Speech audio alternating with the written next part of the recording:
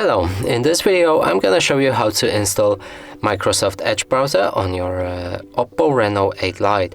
So in order to do this, we'll need to open our Google Play Store.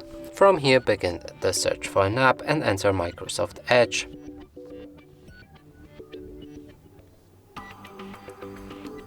Hit the search button, select this app and install it. After installation process is complete, we can open our app.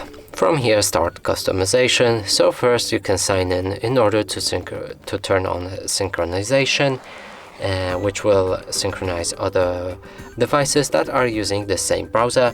So I'm gonna do it later. Here you can set up your data for sharing preferences.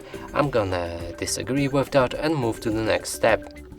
Now you can set Microsoft Edge as your default browser. If you want, you can press set as default. If not, click on not now. Let's actually try that. Here, find Edge and set as default. Now our browser is ready. We can open any website.